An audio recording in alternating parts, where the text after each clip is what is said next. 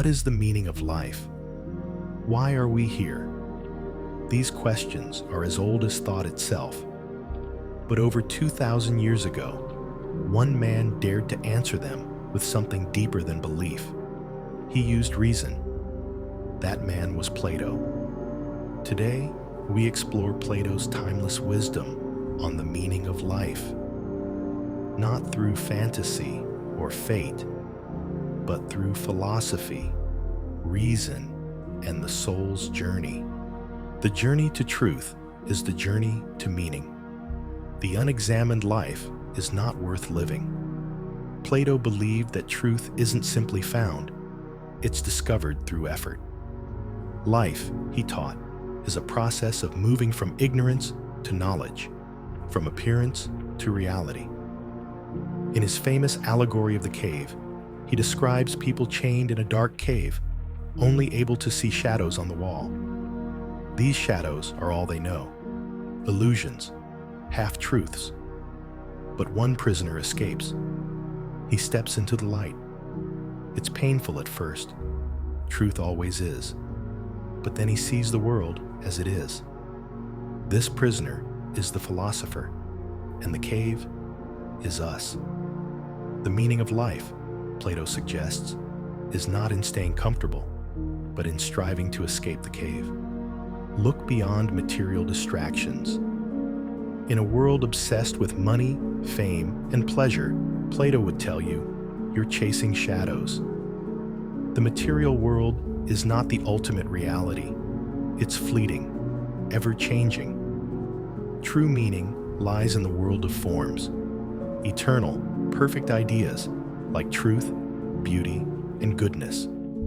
You can't touch them, but you feel them when you encounter something deeply true or beautiful. Think of Viktor Frankl's Man's Search for Meaning, where prisoners in concentration camps found meaning not through possessions, but through inner purpose.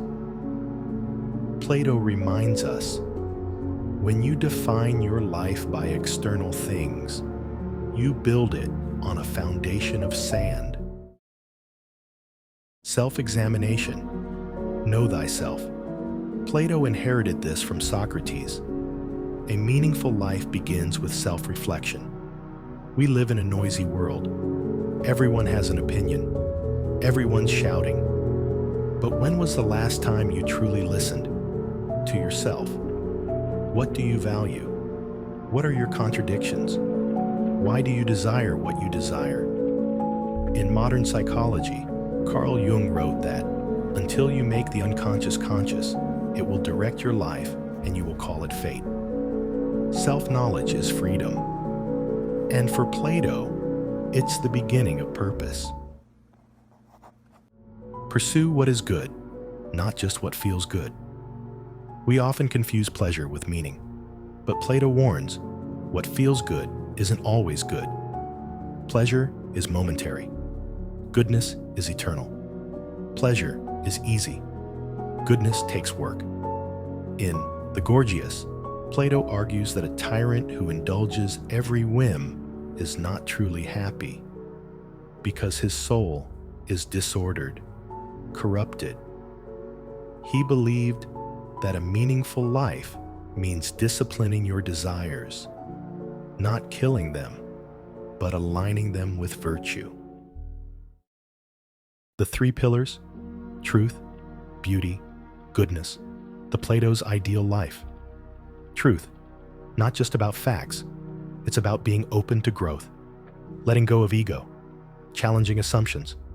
Like scientists, seekers of truth don't settle, they evolve. Yuval Noah Harari, in *Sapiens*, shows how humanity evolved by asking better questions, not by clinging to old answers. Beauty.